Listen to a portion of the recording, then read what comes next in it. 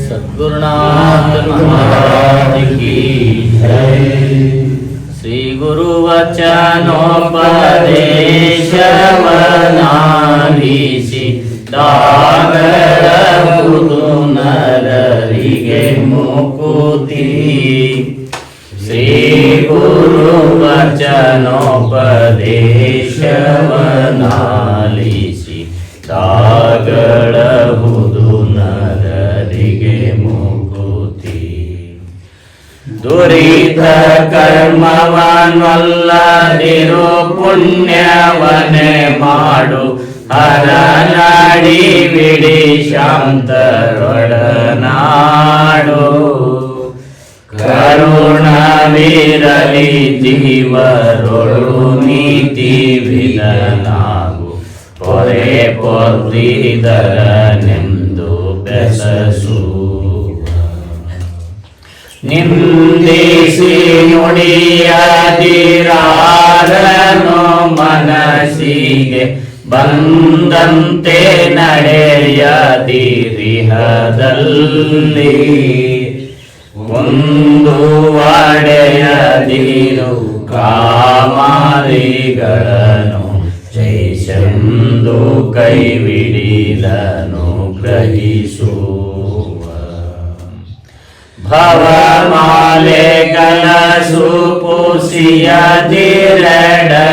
ಬಂದು ಕವಿಯಲಂಜದಿರು ಸಂಪದದೋಡು। ತವೆ ಮಾದವಹಿಡಿರು ತತ್ವ ಸಂತತಿಯನ್ನು ವಿವರಿಸಿ ನೋಡೆಂದು ತಿಳುಕುವ। ಬರಸದಿರಾದ್ವೈತವನು ಬಾಹ್ಯದಲ್ಲಿ ನಿನ್ನೊಳಗೆ ಗೋಭಾವನೆ ಒಳಗೂಡು। ಇಳಿದು ಸಮಯ ನಿಷ್ಠೆಗಳಿ ವೇದ ವಿಧ ಭಕ್ತಿ ಗಳನಗಲರಿರೆಂದು ಸುರುವ। ಆರುಣನೆಂದು ವಿಚಾರಿಸು ವಿಷಮ ಸಂಸಾರವೇದನು ಕನಸಂದರಿ।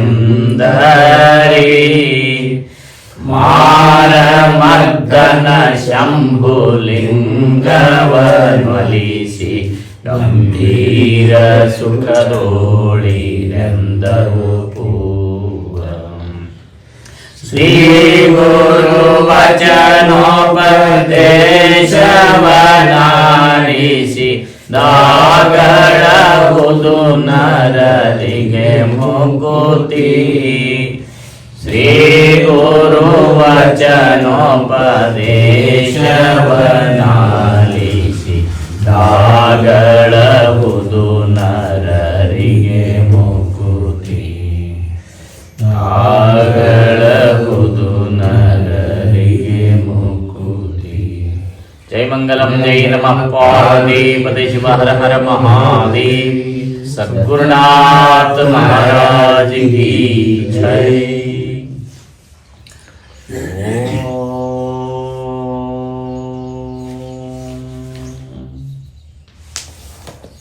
ಗುರವೇ ಸರ್ವಲೋಕಾನಾಂ ಭಿಷಜೇ ಭವರೋಗಿಣಾಂ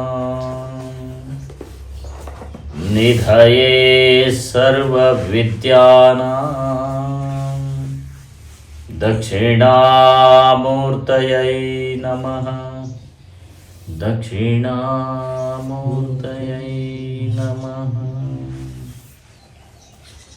ಆರಾಧ್ಯ ದೈವ ಶ್ರೀಗಳವರ ಶ್ರೀಚರಣವನ್ನೆಯನ್ನು ಹೃತ್ಪದ್ಮದಲ್ಲಿ ಧ್ಯಾನಿಸಿಕೊಂಡು ಆರೂಢ ಚಕ್ರವರ್ತಿ ಶಿವಾವತಾರಿ ಸಕಲ ಮಥೋದ್ಧಾರಕ ಜಗದ್ಗುರು ಸಿದ್ಧಾರೂಢರ ಪಾದಾರವಿಂದಗಳನ್ನು ಹೃದಯಾರವಿಂದದಲ್ಲಿ ಧ್ಯಾನಿಸಿ ಜಗದ್ಗುರು ಶಿವಾನಂದರ ಶ್ರೀಪಾದದಲ್ಲಿ ಅನಂತ ದೀರ್ಘದಂಡ ಪ್ರಣಾಮಗಳನ್ನು ಸಲ್ಲಿಸಿ ಆದಿಗುರು ಶಂಕರರ ಶ್ರೀಮನ್ನಿಜಗುಣ ಶಿವಯೋಗಿಗಳ ಪಾದಾರವಿಂದಗಳ ನತಮಸ್ತಕನಾಗಿ ಸಕಲ ಸಾಧು ಸಂತ ಮಹಂತರ ಸಕಲ ವಿಶ್ವದ ತತ್ವಜ್ಞಾನಿಗಳ ಪಾದಾರವಿಂದಗಳನ್ನ ತಮಸ್ತಕನಾಗಿ ಶಾಸ್ತ್ರಚಿಂತನೆಯನ್ನು ಗೈತಿರುವಂಥ ತಮ್ಮೆಲ್ಲರ ಹೃದಯಕ್ಕೆ ಸಾಕ್ಷಿಯಾಗಿ ಬೆಳಗುವ ಅಪರಾತ್ಮರ ಪರಬ್ರಹ್ಮ ನೆಮಿಸಿ ಶಾಸ್ತ್ರಚಿಂತನದಲ್ಲಿ ನಾವು ನಿಮ್ಮೆಲ್ಲ ಪಾಲ್ಗೊಳ್ಳೋಣ. ಲೋಕ ಕಲ್ಯಾಣಕರ್ತೃಗಳಾಗಿರುವಂಥ ಶ್ರೀಮನ್ ನಿಜಗುಣ ಶಿವಯೋಗಿಗಳಿಂದ ವಿರಚಿತವಾಗಿರುವಂಥ ಮೇರು ಕೃತಿ ಯಾವುದು ಅಂತಂದರೆ ಕೈವಲ್ಯ ಪದ್ಧತಿ. ಹೌದು, ಕೈವಲ್ಯ ಪದ್ಧತಿ ಅಂದ್ರೆ ಅದಕ್ಕೆ ಕೈವಲ್ಯ ಅಂತಂದರೆ ಏನು ಅಂತ ಹೇಳಿದರು? ಮೋಕ್ಷ. ಕೈವಲ್ಯ ಅಂತಂದರೆ ಮೋಕ್ಷ. ಅದಕ್ಕೇನೇನಂತ ಹೇಳ್ತಾರೆ? ನಿರ್ವಾಣ. ಅದಕ್ಕೇನಪ್ಪ ಅಂತಂದರೆ ಪರಮಪದ. ಹೀಗೆಲ್ಲ ಹೇಳ್ಕೊಂಡು ಹೋಗಿರುವಂಥದ್ದು. ಹಾಗಾಗಿ ಈ ಏನಪ್ಪ ಅಂತಂದರೆ ಮೋಕ್ಷವನ್ನು ಹೊಂದುವುದು. ಈ ಮೋಕ್ಷದ ದಾರಿ ಇದಂತಂದರೆ ಮನುಷ್ಯ ಜನ್ಮ ಬಂದಿರೋದೇ ಎದುರು ಸಲ ಮೋಕ್ಷ ಕರೆನ.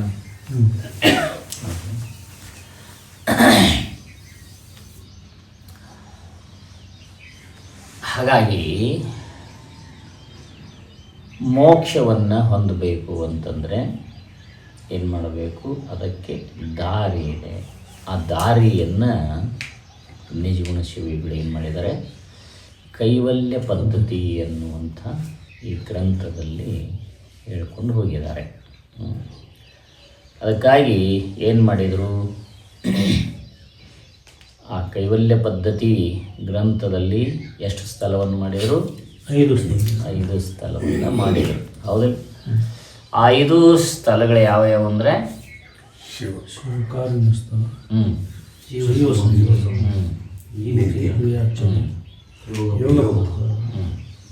ಜ್ಞಾನ ಪ್ರತಿಪಾದನಾ ಸ್ಥಳ. ಹೌದು. ಹಾಗಾದರೆ ಮೊದಲನೇ ಸ್ಥಳ ಯಾವುದು? ಏನು ಮಾಡಬೇಕು? ಶಿವನ ಕರುಣೆಯನ್ನು ಪಡೀಲಿ ಅಂತ. ಹೌದು. ಆಮೇಲೆ ಜೀವ ಸಂಬೋಧನಾ ಸ್ಥಳ. ಜೀವ ಸಂಬೋಧನಾ ಸ್ಥಳ ಏನು ಹೇಳ್ತಾ ಇದೆ? ಮೋಹವನ್ನು ಬಿಡು ಅಂತ ಹೇಳ್ತಾ ಇದೆ. ಆಮೇಲೆ ನೀತಿ ಕ್ರಿಯಾಚರಿಸ್ತಾ ಏನು ಹೇಳ್ತಾ ಇದೆ? ನೀತಿಯಿಂದ ನಡೆ. ಇವು 3 ಸ್ಥಳಗಳನ್ನು ಯಾವುದಕ್ಕಾಗಿ ಬಿಟ್ಟರು? ಯಾವುದಕ್ಕಾಗಿ ಮಾಡಿದರು? ಮಲದೋಷಕ್ಕಾಗಿ. ಹೌದಿಲ್ಲ? ಜೀವನಿಗೆ ಪ್ರತಿಬಂಧಕಗಳದಾವ. ಆತ್ಮಸ್ವರೂಪವನ್ನು ತಿಳಿದುಕೊಳ್ಳಲಿಕ್ಕೆ ಏನದಾವ್ರಿ? 3 ಪ್ರತಿಬಂಧಕಗಳದಾವ. ಅವು ಯಾವುವು ಅಂತಂದರೆ ಅದೇ ಮಲದೋಷ, ವಿಕ್ಷೇಪ ದೋಷ, ಆವರಣ ದೋಷ. ಹೌದಿಲ್ಲ? ಮತ್ತೇನು ಬೇರೆ ತಂದ್ರೇನು ಅಂತಂದ್ರೇನು? ಹೌದಿಲ್ಲ? ನೋಡಿ, ಏನು ಯಾವುದು? ಮಲದೋಷ ಮೊದಲೇದು. ಯಾಕಂತಂದರೆ ಆತ್ಮನ್ನು ಕಾಣಲಿಕ್ಕೆ ಇವು ಏನಾಗ್ಯಾವ? ನಮಗೆ ಪ್ರತಿಬಂಧಕ ಮಾಡಿದ್ದಾರೆ. ಹೌದಿಲ್ಲ? ಪಾಪದೋಷ ನಮಗೆ ಬರಲಾರ್ದಂಗೆ ತಿಳಿಗೊಳ್ಳಾರ್ದಂಗೆ ಮಾಡ್ಯಾರ. ಹೌದು. ಆಮೇಲೆ ವಿಕ್ಷೇಪ ದೋಷ ಏನು ಮಾಡ್ಯದ? ಚಿತ್ತಿನ ಚಂಚಲತೆಯನ್ನು ಉಂಟು ಮಾಡ್ತಾ ಇದೆ. ಚಂಚಲತೆ ಎಲ್ಲಿವರೆಗೆ ಇರ್ತದಲ್ಲ ಅಲ್ಲಿವರೆಗೆ ನಾವು ಏನು ಮಾಡೋಕ್ಕಾಗೋದಿಲ್ಲ? ಆತ್ಮಜ್ಞಾನವನ್ನು ಮಾಡಿಕೊಳ್ಳಿಕ್ಕೆ ಆಗೋದಿಲ್ಲ, ಆತ್ಮಾನುಭವವನ್ನು ಮಾಡಿಕೊಳ್ಳಿಕ್ಕೆ ಆಗೋದಿಲ್ಲ. ಅದಕ್ಕಾಗಿ ಚಂಚಲತೆಯನ್ನು ನಿವೃತ್ತಿ ಮಾಡಿಕೊಳ್ಳಬೇಕಾಗ್ತದೆ. ಆಮೇಲೆ ಇನ್ನೊಂದು ದೋಷ ಯಾವುದು ಅಂತಂದರೆ ಆವರಣ ದೋಷ. ನಮಗೇನಾಗಿದೆ ಅಂತಂದರೆ ಆತ್ಮನಿಗೆ ಆವರಣವಾಗಿದೆ. ಆ ಆವರಣವನ್ನು ಏನು ಮಾಡಬೇಕಾಗಿದೆ? ನಿವೃತ್ತಿ ಮಾಡಿಕೊಳ್ಳಬೇಕಾಗಿರುವಂಥದ್ದು. ಹಾಗಾಗಿ ಈ 3 ದೋಷಗಳ ನಿವೃತ್ತಿಗೆ ಎಷ್ಟು ಸ್ಥಳವನ್ನು ಹೇಳಿದರು? 5 ಸ್ಥಳಗಳನ್ನು ಹೇಳಿದರು. 3 ದೋಷಗಳ ನಿವೃತ್ತಿಗೆ 5 ಸ್ಥಳಗಳನ್ನು ಹೇಳಿದ್ದಾರೆ. ಹೌದು. ಅದಕ್ಕೆ ಈ 3 ಸ್ಥಳಗಳು ಯಾವುವು? ಶಿವಕಾರುಣ್ಯ ಸ್ಥಳ, ಜೀವ ಸಂಬೋಧನಾ ಸ್ಥಳ ಮತ್ತು ನೀತಿ ಕ್ರಿಯಾಚರ್ಯ ಸ್ಥಳ. ಇದನ್ನು ಇವು 3 ಸ್ಥಳಗಳು ಯಾವುದಕ್ಕಾಗಿ? ಮಲದೋಷಕ್ಕಾಗಿ ಈ 3 ಸ್ಥಳಗಳನ್ನು ಇಟ್ಟಿದ್ದಾರೆ. 3 ಸ್ಥಳಗಳ ಹಾಗೆ ನಡೆದುಕೊಂಡರೆ ಮಲದೋಷ ಅನ್ನುವಂಥದ್ದು ನಿವೃತ್ತಿಯಾಗ್ತದೆ. ಶಿವನ ಕರುಣೆಯನ್ನು ಪಡಿಬೇಕು, ಮೋಹವನ್ನು ಬಿಡಬೇಕು, ಮತ್ತು ನೀತಿಯಿಂದ ನಡಿಬೇಕು. ಅಂದಾಗ ಮಾತ್ರ ಏನಾಗ್ತದೆ? ಮಲದೋಷದ ನಿವೃತ್ತಿ ಅನ್ನುವಂಥದ್ದು ಆಗ್ತದೆ. ಆಮೇಲೆ ಯಾವುದು? ಯೋಗ ಪ್ರತಿಪಾದನಾ ಸ್ಥಳ. 4ನೇ ಸ್ಥಳ ಯಾವುದು? ಯೋಗ ಪ್ರತಿಪಾದನಾ ಸ್ಥಳವನ್ನು ಎದಕ್ಕಿಟ್ಟರು? ವಿಕ್ಷೇಪ ದೋಷದ ನಿವೃತ್ತಿ, ಸಿಟ್ಟಿನ ಚಂಚಲತೆ ನಿವೃತ್ತಿ ಆಗಬೇಕು ಅಂತಂದರೆ ಯೋಗವನ್ನು ಮಾಡಿ ಅಂತ ಹೇಳಿದರು. ಇನ್ನು ಆವರಣ ದೋಷ ನಿವೃತ್ತಿ ಆಗಬೇಕಾಗಿರೋದು ಮೂಲ. ಹೌದು, ಇವೆಲ್ಲ ಆವರಣ ದೋಷಕ್ಕೆ ಇವೆಲ್ಲ ಸಾಧನಗಳು. ಇವೆರಡು ಮೊದಲು ಏನು ಮಾಡಬೇಕು? ಮಲದೋಷ ವಿಕ್ಷೇಪ ದೋಷವನ್ನು ಕಳೆದುಕೊಂಡಾಗ ಮಾತ್ರ ಆವರಣ ದೋಷವನ್ನು ನಿವೃತ್ತಿ ಮಾಡ್ಕೊಳ್ಳಿಕ್ಕೆ ಬರ್ತದೆ. ಅಲ್ಲಿವರೆಗೆ ಬರ್ತೈತೆ ಏನು ಅಂತಂದರೆ ಬರೋದಿಲ್ಲ. ಅದಕ್ಕೆ ಈ ಮನಸ್ಸು ಚಂಚಲವಾಗುವಂಥ ಕಲ್ಪನೆಗಳನ್ನು ಅತಿಯಾಗಿ ಮಾಡಬಾರ್ದು. ಮನಸ್ಸು ಚಂಚಲವಾಗಿರುವಂತಹ ಕಲ್ಪನೆ, ನಾವೆಷ್ಟು ಕಲ್ಪನೆ ಜಾಸ್ತಿ ಮಾಡ್ಕೊತ ಹೋಗ್ತೇವಲ್ಲ ಅಷ್ಟು ವೃತ್ತಿ ಏನಾಗಿಬಿಡ್ತದೆ? ಮನಸ್ಸು ಚಂಚಲ ಆಗ್ತಾ ಹೋಗ್ತಾ ಇರ್ತದೆ. ಒಂದಿಷ್ಟು ನಾವು ಮನಸ್ಸನ್ನು ಏನು ಮಾಡ್ತಾ ಇರಬೇಕು? ನಿಶ್ಚಲಕ್ಕೆ ಒಯ್ಯಬೇಕು, ಶಾಂತತೆಗೆ ಒಯ್ಯಬೇಕು. ಅದನ್ನು ದಿನ ಒಂದು ತಾಸರೆ ಏನು ಮಾಡಬೇಕು? ಅದಕ್ಕೆ ಪ್ರಯತ್ನ ಮಾಡಬೇಕು ಅಂತ ಅಭ್ಯಾಸ ಮಾಡಬೇಕು. ಅಭ್ಯಾಸೇನ ತು ಕೌಂತೆಯ್ಯ ವೈರಾಗ್ಯೇನ ಚ ಗೃಹ್ಯತೆ ಚಂಚಲಂ ಹಿ ಮನಃ ಕೃಷ್ಣ ಪ್ರಮಾತಿ ಬಲವದ್ರಣಂ ತಸ್ಯಾಹಂ ಮನ್ಯೆ ವಾಯೋರೀವ ಸುದುಷ್ಕರಂ ಅಂಥೇಳಿ ಭಗವದ್ಗೀತೆಯಲ್ಲಿ ಅರ್ಜುನ ಈ ಮನಸ್ಸನ್ನು ನಿಲ್ಲಿಸಬೇಕಪ್ಪ ಅಂತ ಹೇಳಿದಾಗ ಅದಕ್ಕೆ ಅರ್ಜುನ ಹೇಳಿದ, ಇದು ಭಾಳ ಕಷ್ಟ ಇದೆ ಅಂದ. ಮನಸ್ಸನ್ನು ನಿಲ್ಲಿಸೋದು ಬಹಳ ಕಷ್ಟ ಇದೆ, ವಾಯುವನ್ನು ತಡೆದಷ್ಟು ಕಷ್ಟ ಇದೆ. ಅದಕ್ಕೆ ಏನು ಮಾಡಬೇಕು? ಆಗೋದಿಲ್ಲ ಅಂತಂದರೆ ಆಗ್ತದೆ ಅಂತಂದ್ರೆ ಪರಮಾತ್ಮ ಆಗ್ತದೆ. ಹಾಗಾದ್ರೆ ಏನು ಮಾಡಬೇಕು ಅಂತಂದರೆ ಅಂತಂದರೆ ಅಭ್ಯಾಸ ಮಾಡಬೇಕು ಅಂತ. ಅದಕ್ಕೆ ಮನಸ್ಸಿಗೆ ಅಭ್ಯಾಸ ಮಾಡಿಸ್ಬೇಕು. ಹೌದಿಲ್ಲ? ಪ್ರಾಣಿಯೂ ಸಹಿತ ಅದನ್ನು ಅಭ್ಯಾಸ ಮಾಡಿಸಿದರೆ ಹೇಳ್ದಂಗೆ ಕೇಳ್ತದೆ. ಪ್ರಾಣಿಯೂ ಸಹಿತ ಹೌದಿಲ್ಲ? ಹುಲಿ, ಕರಡಿ, ಆನೆ ಇವುಗಳನ್ನೆಲ್ಲ ಪಳಗಿಸಿ ಏನು ಮಾಡ್ತಾರೆ? ಆಡಿಸ್ಲಕ್ಕಸ್ತಾರೆ. ಅವ್ರು ಹೇಳ್ದಂಗೆ ಕೇಳ್ತಾವಿಲ್ಲ. ಹಾಗೆ ಮನಸ್ಸನ್ನು ಸಹಿತ ಹೇಳ್ದಂಗೆ ಕೇಳಕ್ಕೆ ಮಾಡ್ಲಕ್ಕೆ ಬರ್ತದೆ. ನಾವೇನು ಮಾಡಿದ್ದೇವೆ? ಮನಸ್ಸು ಹೇಳ್ದಂಗೆ ನಾವು ಕೇಳಕತ್ತೀವಿ. ಹೌದಿಲ್ಲ? ಮನಸ್ಸು ಅದು ಹೇಳ್ದಂಗೆ ಕೇಳಕತ್ತೀವಿ. ಹಿಂಗಾಗಿ ಅದು ಎಲ್ಲಿ ಹೋಗು ನತ್ತೈತಿ ಅಲ್ಲಿ ಹೊಕ್ಕೆವು, ಎಲ್ಲಿ ಬರು ಬರ್ತೈತಿ. ಇದನ್ನು ಮಾಡತ್ತ ಅದು ಹೇಳಿದ ಕೂಡಲೇ ಮಾಡಕ್ಕೆ ಚಾಲೂನೇ. ಅದಕ್ಕಾಗಿ ಎಲ್ಲಿಯವರೆಗೆ ನಾವು ಮನಸ್ಸನ್ನು ಪಳಗಿಸುವುದಿಲ್ಲವೋ, ಮನಸ್ಸನ್ನು ನಮ್ಮ ಅಧೀನ ಮಾಡಿಕೊಳ್ಳುವುದಿಲ್ಲವೋ ಅಲ್ಲಿಯವರೆಗೆ ಏನಾಗುವುದಿಲ್ಲ, ನಾವು ಆತ್ಮಸ್ಥಿತಿಗೆ ಹೋಗಲಿಕ್ಕೆ ಸಾಧ್ಯ ಇಲ್ಲ. ಹೌದಿಲ್ಲ? ಅದಕ್ಕಾಗಿ ಇದನ್ನೇನಪ್ಪ ಅಂತಂದರೆ ಈ ಮನೋನಿಗ್ರಹವನ್ನು ಮಾಡಲಿಕ್ಕೆ, ಈ ಚಂಚಲತೆಯನ್ನು ದೂರ ಮಾಡಲಿಕ್ಕೆ ಯೋಗವನ್ನು ಪ್ರತಿಪಾದನಾ ಸ್ಥಳವನ್ನು ಹೇಳಿದರು. ಆಮೇಲೆ ಆವರಣ ದೋಷ ನಿವೃತ್ತಿಗಾಗಿ ಯಾವುದು ಹೇಳಿದರು? ಜ್ಞಾನ ಪ್ರತಿಪಾದನಾ ಸ್ಥಳ. ಜ್ಞಾನವನ್ನು ಹೊಂದಿದರೆ ಆವರಣ ಅನ್ನುವಂಥದ್ದು ನಿವೃತ್ತಿ ಆಗ್ತದೆ. ಹೌದು. ಹಾಗಾಗಿ ಈ ಜ್ಞಾನ ಪ್ರತಿಪಾದನಾ ಸ್ಥಳವನ್ನು ಆವರಣ ದೋಷಕ್ಕಾಗಿ, ಹಾಗಾಗಿ ಆತ್ಮಚಿಂತನೆ ಮಾಡಬೇಕಾಗಿರುವಂಥದ್ದು. ಅದಕ್ಕಾಗಿಯೇ ಈ ಆವರಣ ನಿವೃತ್ತಿ ಸಲುವಾಗಿಯೇ ಏನಿಟ್ಟರು? ಇದು ಜ್ಞಾನ ಪ್ರತಿಪಾದನಾ ಸ್ಥಳವನ್ನು ಇಟ್ಟಿದ್ದಾರೆ. ಅದಕ್ಕಾಗಿ ನಾವು ಏನು ಮಾಡೋಣ ಅಂತಂದರೆ ಈ ಜ್ಞಾನ ಪ್ರತಿಪಾದನಾ ಸ್ಥಳವನ್ನು ಪ್ರಾರಂಭ ಮಾಡೋಣ. ಮೊದಲನೆಯ ಪದ ಯಾವುದು ಹೇಳ್ತಾ ಇದ್ದಾರೆ? ಆರು ತೆರನಾದ ಭಾವುಕರಿಗನುಗುಣವಾಗಿ ತೋರುವ ಗುರುಕುಲ ದಿನವನು ಪೇಳುವೆನು ಇಂತು ಅಲಿದು ಅನ್ನುವಂಥದ್ದು. ನಾನೇನು ಮಾಡ್ತಾ ಇದ್ದೇನೆ ಅಂತಂದರೆ 6 ರೀತಿಯಾಗಿರುವಂಥ ಯಾವ ಅರಿವನ್ನು ಗ್ರಹಿಸುವ ಶಿಷ್ಯನಿಗೆ, 6 ರೀತಿಯಾಗಿರುವಂಥ ಅರಿವನ್ನು, ಜ್ಞಾನವನ್ನು ಗ್ರಹಣ ಮಾಡುವಂಥ ಶಿಷ್ಯನಿಗೆ ಅವರವರ ಬುದ್ಧಿಗನುಸಾರವಾಗಿ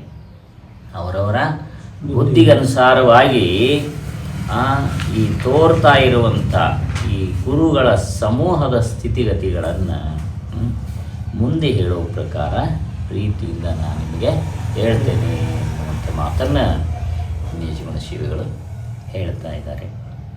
ಏನು ಅಂತಂದರೆ, ಶಾಲೆಯಲ್ಲಿ ವಿದ್ಯಾರ್ಥಿಗಳ ಬುದ್ಧಿಗ್ರಹಣ ಅಧಿಕಾರಕ್ಕನುಗುಣವಾಗಿ ಆಯಾಯ ಇಯತ್ತಿಗಳಲ್ಲಿ ಆಯಾ ವಿಷಯಗಳನ್ನು ತಿಳಿಸ್ತಾ ಹೋಗ್ತಾರೆ. ಹೌದಲ್ರಿ?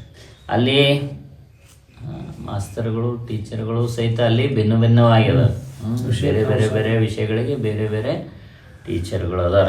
ಹೇಗೆ ಅವರು ಬೇರೆ ಬೇರೆ ವಿಷಯಗಳಿಗೆ ಬೇರೆ ಬೇರೆ ಟೀಚರ್ಗಳು ಅದಾರೋ ಹಾಗೆ ಏನಪ್ಪ ಅಂತಂದರೆ ಇಲ್ಲೇನಪ್ಪ ಅಂತಂದರೆ ಶಿಷ್ಯರ ಬುದ್ಧಿ ಅನುಸಾರವಾಗಿ ಉಪದೇಶವೂ ಸಹಿತ ಭೇದವಾಗಿರ್ತವೆ. ಶಿಷ್ಯರ ಬುದ್ಧಿಗೆ ಅನುಸಾರವಾಗಿ ಉಪದೇಶನೂ ಸಹಿತ ಬೇರೆ ಬೇರೆ ಇರ್ತದೆ. ಹಾಗಾಗಿ ಗುರುಗಳಾದರೂ ಸಹಿತ 6 ಪ್ರಕಾರವಾಗಿ ಭೇದಗಳನ್ನು ಮಾಡಿದ್ದಾರೆ. ಗುರುಗಳು ಆದ ಪ್ರಕಾರವಾಗಿಯೂ ಅದಾರೆ. ಅವ್ರು ಯಾರ್ಯಾರು ಅಂತಂದರೆ ನಿಷೇಧ ಗುರು, ಕಾಮ್ಯ ಗುರು, ಸೂಚಕ ಗುರು, ವಾಚಕ ಗುರು ಮತ್ತು ಕಾರಕ ಗುರು, ವಿಹಿತ ಗುರು. ಹೌದಿಲ್ಲ? 6 ತೆರನಾಗಿರುವಂಥ ಗುರುಗಳನ್ನು ಹೇಳ್ಕೊಂಡು ಹೋದರು. ಹೀಗೆ ಒಬ್ಬ ಶಿಷ್ಯನಿಗೆ ಒಬ್ಬ ಗುರುವೇ ಭಿನ್ನ ಭಿನ್ನವಾಗಿ ತಿಳಿಸುತ್ತಾ ಹೋಗುವುದರಿಂದ ಒಬ್ಬ ಶಿಷ್ಯನಿಗೆ ಒಬ್ಬ ಗುರುವೇ ಭಿನ್ನ ಭಿನ್ನವಾಗಿ ತಿಳಿಸಬಹುದು. ಇಲ್ಲ ಅಂತಂದರೆ 6 ತೆರನಾದ ಗುರುಗಳು ಅದಾರೆ, 6 ತೆರನಾದ ಶಿಷ್ಯರು ಅವರ ಬುದ್ಧಿ ಭಾವಕ್ಕನುಸಾರವಾಗಿ ಅವರು ಆ ಗುರುಗಳನ್ನು ಸಹಿತ ಹೊಂದಿ ತಮ್ಮ ಜ್ಞಾನವನ್ನು ಮಾಡಿಕೊಳ್ಳಿಕ್ಕೆ ಸಾಧ್ಯ ಇದೆ ಅಂತ. ಹಾಗಾಗಿ ಹೀಗೇನಪ್ಪ ಅಂತಂದರೆ ಒಬ್ಬ ಶಿಷ್ಯನಿಗೆ ಒಬ್ಬ ಗುರುವೇ ಭಿನ್ನ ಭಿನ್ನವಾಗಿ ತಿಳಿಸುತ್ತಾ ಹೋಗುವುದರಿಂದ 6 ಹೆಸರುಗಳು ಬಂದಿರುತ್ತವೆ ಅಂಥೇಳಿ ಅರ್ಥ ಮಾಡಬೇಕು. ಇಲ್ಲಿ ಹಂಗೂ ಆಗ್ತದೆ, ಹಿಂಗೂ ಆಗ್ತದೆ. ಒಬ್ಬೇ ಸಮರ್ಥ ಗುರು ಇದ್ದ ಅಂತಂದರೆ 6 ಶಿಷ್ಯರಿಗೆ ಬೋಧನೆ ಮಾಡ್ಬೋದು. ಅಥವಾ ಸಮರ್ಥತೆ ಇರಲಿಲ್ಲ ಅಂತಂದರೆ 6 ತೆರನಾದ ಗುರುಗಳು ಅದಾರೆ. ಆಮೇಲೆ ಗುರುಗಳಿಗೆ ಅವ್ರಿಗೇನು ಬೇಕಾಗಿದೆ, ಏನು ಭಾವದಲ್ಲಿದೆ, ಏನು ತಿಳ್ಕೊಳ್ಬೇಕಾಗಿದೆ, ಅವರೇನಪ್ಪ ಅಂತಂದ್ರೆ ಅಂಥ ಗುರುಗಳನ್ನು ಹೊಂದುತ್ತಾರೆ ಎನ್ನುವಂಥದ್ದು. ಅದಕ್ಕೆ ಇಲ್ಲೇನಪ್ಪ ಅಂತಂದರೆ ನಿಷೇಧ ಮತ್ತು ಕಾಮ್ಯ ಗುರು ಯಾರು ಅನ್ನೋದನ್ನು ಹೇಳ್ತಾರೆ. ಏನು ಹೇಳ್ತಾರೆ? ನಿಷೇಧ ಗುರು ಮತ್ತು ಕಾಮ್ಯ ಗುರುಗಳು ಯಾರು ಅನ್ನೋದನ್ನು ಹೇಳ್ತಾರೆ 1ನೇ ನುಡಿಯಲ್ಲಿ. ಏನು ಹೇಳ್ತಾರೆ? ಆಕರುಷಣ ವಶ್ಯಾದಿಗಳಿಂದಿಹ ಸುಖವನು ಮೇಲೆ ಶೋಕವನೈದಿಸುವವನೇ ನಿಷೇಧ ಗುರುವನು. ಬೇಕೆನಿಸುವ ಸಂಪದವನು ತನಗಿಲ್ಲಿ ಮುಂದೆ ಪರಲೋಕದ ಲೇಸನೆ ಕೊಡುವವನೇ ಕಾಮ್ಯ ಗುರುವನು. ಭೇದಗತಿಗಳು ಹೇಯವೆಂದು ಶಮದಾಂತ್ಯಾದಿ ಸಾಧನವನೇ ಕುರು ಹಿಡಿವನೇ ಸೂಚಕ ಗುರುವಹನು. ಹೌದಲ್ರಿ? ಆಮೇಲೆ ಏನು ಹೇಳ್ತಾರೆ? ಕೊನೆಯಾಗಿರುವಂಥದ್ದು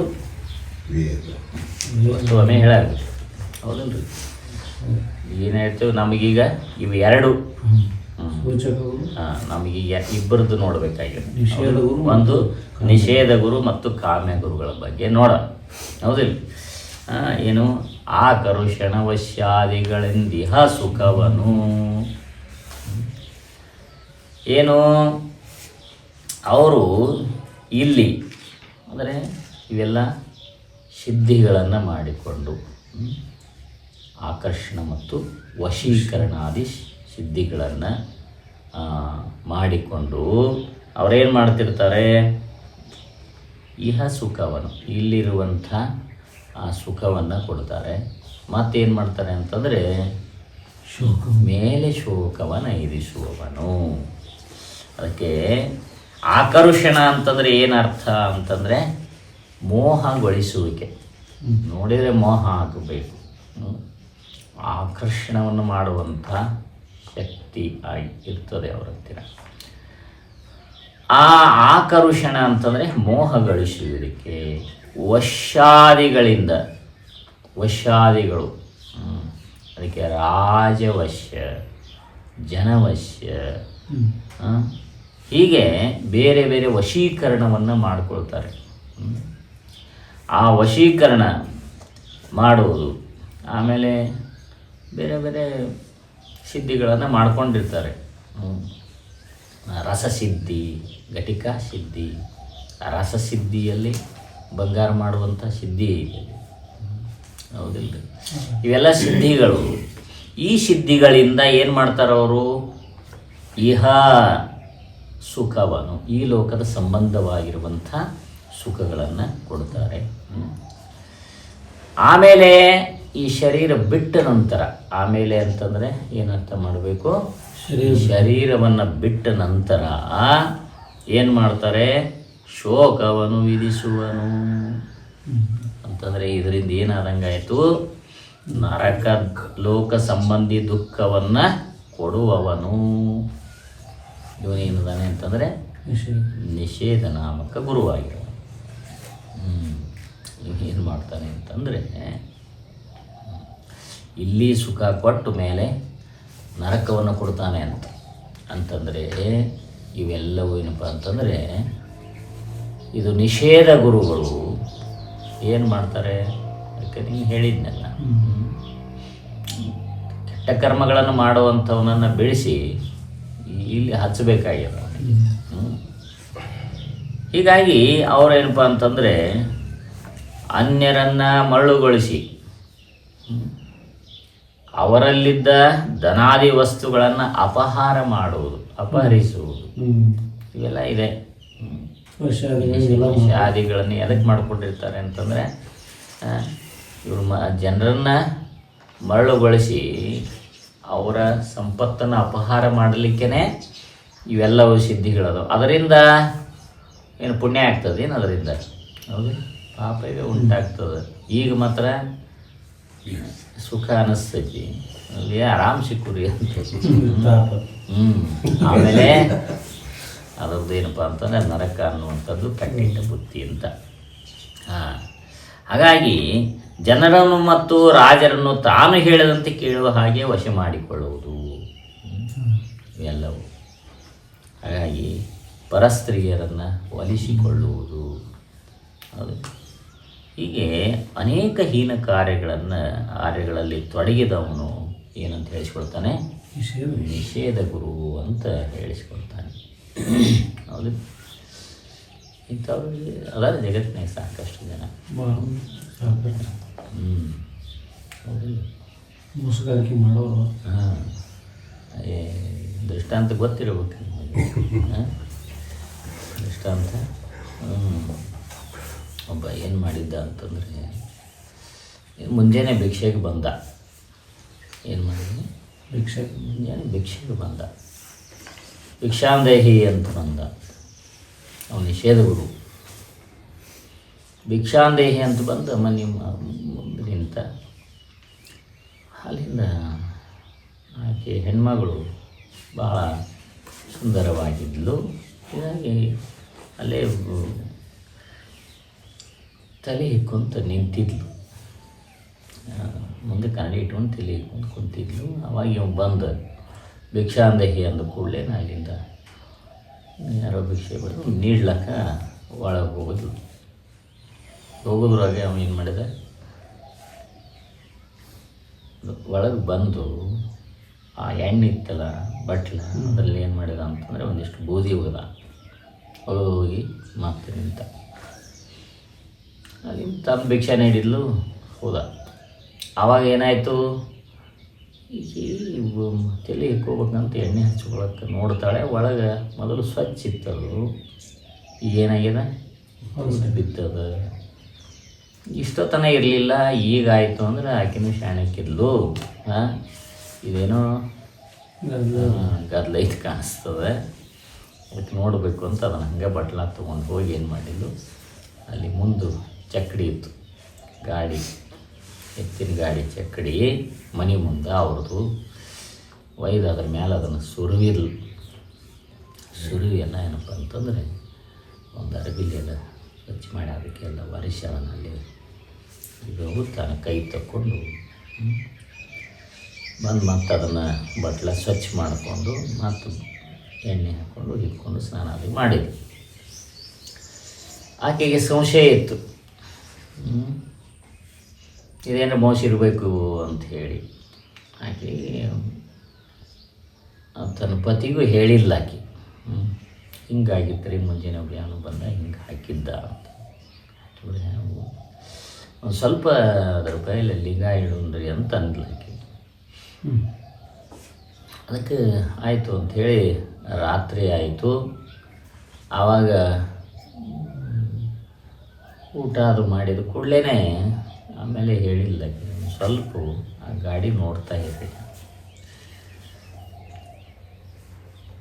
ಆಮೇಲೆ ಅದನ್ನು ಸ್ವಲ್ಪ ಲಕ್ಷ ಇಟ್ಕೊಂಡು ಕುಂತರು. ಅದು 12 ಗಂಟೆ ಆದ ಕೂಡಲೇ ಅದು ಗಾಡಿ ಎದ್ದು ಹೊಂಟಿತು. ಅದಕ್ಕೇನೆ ಎತ್ತುಗಳು ಕಟ್ಟಿಲ್ಲ ಏನಿಲ್ಲ. ಆ ಚಕ್ಕಡಿನೇ ಏನಾಯಿತು ಅಂತಂದರೆ ಎದ್ದು ಹೊರಡಿತವು. ಅದು ಎದ್ದು ಕೂಡಲೇ ಇವ್ರಿಗೆ ಸಂಶಯ ಬಂತು.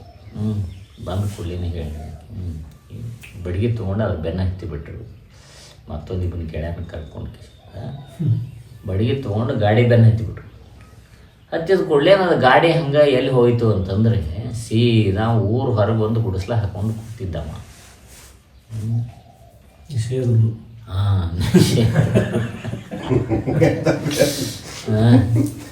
ಗುಡಿಸ್ಲ ಹಾಕ್ಕೊಂಡು ಕುಂತಿದ್ದ. ಅಲ್ಲಿ ಹೋಗಿ ಅವನು ಗುಡಿಸಿದ ಮುಂದೆ ನಿಂತವು. ಯಾವುದು ಗಾಡಿ ಜಡವಾಗಿರುವಂಥ ಚಕ್ಕಡಿ ಹೋಗಿ ಗುಡಿಸಲು ಮುಂದೆ ನಿಂತು ಕೂಡಲೇ ಅಲ್ಲಿಂದ ಗೊತ್ತಾಗಲಿಲ್ಲ ಇವ್ರಿಗೆ. ಗೊತ್ತಾಯಿತು, ಸೀದಾ ಒಳಗೆ ಹೋದು ಗುಡಿಸಲ್ಲಾಗಿ ಎಳ್ಕೊಂಡು ಬಂದರು. ಅವನು 4 ತಳಿಸಿದ್ರು. ಇಲ್ಲಪ್ಪ ನಾವು ಹೋಗ್ತೀನಿ ಅಂದ ಅವ್ನು ಕಾಲು ಬಿದ್ದ. ಮುಂಜಾನೆ ಎದ್ಕೊಳ್ಳಿ ಹುಡುಗಿದ್ದ. ಹಿಂಗಿರ್ತಾರೆ ಅಂತ ವಶೀಕರಣ ಮಾಡಿಕೊಳ್ಳೋದು ಅಂತಂದರೆ ಅದಕ್ಕೆ ರಾಜವಶ್ಯ, ಜನವಶ್ಯ, ಸ್ತ್ರೀವಶ್ಯ, ಹೀಗೇನಪ್ಪ ಅಂತಂದರೆ ಸಂಪತ್ತುಗಳನ್ನು ವಶೀಕರಣಕ್ಕೆ ಇದಕ್ಕೆ ಭಾಳ ನಡೀತಿದ್ದು ಇವು. ಹೌದಿಲ್ರಿ? ರಾಶಿ ತಿರ್ಕೊಳ್ಳೋದು, ಹೊಲ ಇಕ್ಕಿ ಬೆಳೆ ಎಲ್ಲ ಭಾಳ ಮಂದಿ ಹೇಳ್ದು ಏನು ನಮ್ಗೆ ಎಷ್ಟು ರಾಶಿ ಇತ್ತು ಎಲ್ಲ ಭಾಳ ಆಗ್ಬೇಕಾಗಿತ್ತು ರೀ. ಭಾಳ ಕಡಿಮೆ ಆಯಿತು. ಹಿಂಗೆಲ್ಲ ಮಾಡಿ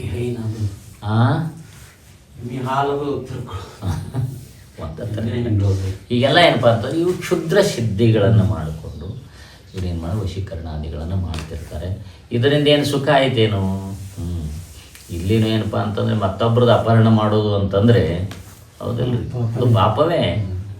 ಹೀಗಾಗಿ ಆಮೇಲೆ ಈಗ ಒಂದಿಷ್ಟು ಅದು ಹಂಗೆ ಮಾಡಿ ಆರಾಮ್ ಚೈನಿ ಮಾಡ್ತಾರೆ. ಹೌದಲ್ರಿ? ಆಮೇಲೆ ಅದು ನರಕಕ್ಕೆ ಕರ್ಕೊಂಡು ಹೋಗ್ತದೆ. ಅದಕ್ಕೆಲ್ಲೇ ಹೇಳಿದ್ರು ಅವರು ಮೇಲೆ ಅಂದರೆ ನರಕಕ್ಕೆ ಅವ್ರನ್ನ ಕರ್ಕೊಂಡು ಹೋಗ್ತಾರೆ. ಅದಕ್ಕಾಗಿ ದುಃಖವನ್ನೇ ಅನುಭವಿಸಬೇಕಾಗ್ತದೆ. ಅದಕ್ಕಾಗಿ ಏನಪ್ಪ ಅಂತಂದರೆ ಈ ಕ್ಷುದ್ರ ಸಿದ್ಧಿಗಳನ್ನು ಇಂಥ ಗುರುಗಳನ್ನು ಮಾಡ್ಕೋಬೇಕು, ಬಿಡಬೇಕು. ಅದಕ್ಕೆ ಅವರು ಹೇಳ್ತಾರೆ ನಿಜವಾಗಿ ಏನಪ್ಪ ಅಂತಂದ್ರೆ ಇಂಥ ಕ್ಷುದ್ರ ಸಿದ್ಧಿಗಳನ್ನು ಸಿದ್ಧಾರೂಢರು ಸಂಚಾರ ಕಾಲದಲ್ಲಿ ಒಬ್ಬ ಬ್ರಾಹ್ಮಣ ಕುಂತ್ಕೊಂಡು ಈ ಸಿದ್ಧಿಗಳನ್ನು ಓದ್ತಾ ಇದ್ದಂತ. ಓದ್ತಾ ಇದ್ದ. ಆವಾಗ ನೋಡಿದ್ರು ಇವರು ಸಿದ್ಧಾರೂಢರು. ನೋಡಿದರು, ಕೇಳಿದರು ಏನು ಮಾಡಕತ್ತಿ ಅಂತ. ಇವು ಸಿದ್ಧಿ ಪಠನ ಮಾಡಕತ್ತೀನಿ ರೀ, ಮಂತ್ರ ಪಠನ. ಯಾರು ಹೇಳ್ಯಾರ ನಿನಗೆ? ನಮ್ಮ ಗುರುಗಳು ಹೇಳ್ಯಾರ. ಅಲ್ಲಿಂದ ಹುಚ್ಚ ಅಂದರು, ನೀನು ಬ್ರಾಹ್ಮಣನಂಗೆ ಕಾಣ್ತಿ ಹೌದಲ್ಲ, ನೀನು ಹೌದು ನಾವು ಬ್ರಾಹ್ಮಣ ಪೈಕಿ ಅಂತ ಅಂದ. ನೀವು ಬ್ರಾಹ್ಮಣ ಯೋನಿಯಲ್ಲಿ ಹುಟ್ಟಿ ಇಂಥ ಕಾರ್ಯ ಮಾಡೋದೇನು? ಇದರಿಂದ ಏನಾಗ್ತದೆ ಅಂತಂದರೆ ಈ ಸಿದ್ಧಿಗಳಿಂದ ನಿನಗೆ ಪಾಪವೇ ಉಂಟಾಗ್ತದೆ, ನರಕವೇ ನಿನಗೆ ಪ್ರಾಪ್ತಿ ಆಗ್ತದೆ. ಇಂಥದ್ದು ಮಾಡ್ಕೊಂಡು ಕೂತಿದ್ದು ಸರಿಯಲ್ಲ. ಅಲ್ಲಿಂದ ಮತ್ತು ಗುರುಗಳು ಹೇಳ್ಯಾರಿ, ಮತ್ತು ನೀ ಅಂಥ ಗುರುಗಳನ್ನ ಹೊಂದಿದ್ದೇ ನೀನು ತಪ್ಪದ ಮೊದಲು. ನಿಂದೇನದ ಅಂಥ ಗುರುಗಳ ಹತ್ತಿರ ಹೋಗಿದ್ದೇ ನೀನು ದೊಡ್ಡ ತಪ್ಪ ಮೊದಲು. ಈಗ ಅದಕ್ಕೆ ಏನು ಮತ್ತು ಹೆಂಗೆ ಮಾಡಿರಿ ಅಂತ, ಹೆಂಗೆ ಮಾಡಿರಿ ಅಂತಂದರೆ ಅದನ್ನು ಮೊದಲು ಒಯ್ದು ಒಯ್ಯತ್ತರು. ಅದ್ರ ಒಯ್ದು ಎಲ್ಲಿ ಭಯ ಹೋಗೋದು, ಈಗ ಸುಟ್ಟರೆ ಹಾಕಿಬಿಡೋದು.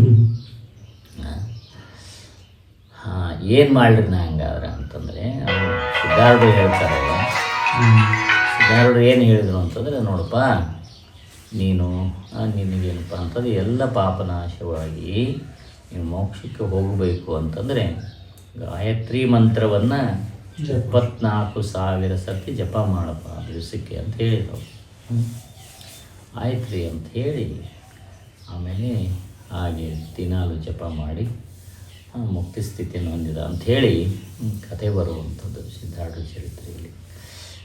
ಸಿದ್ಧಾರೂಢ ಉಪಕಾರ ದೊಡ್ಡದೈತಿ.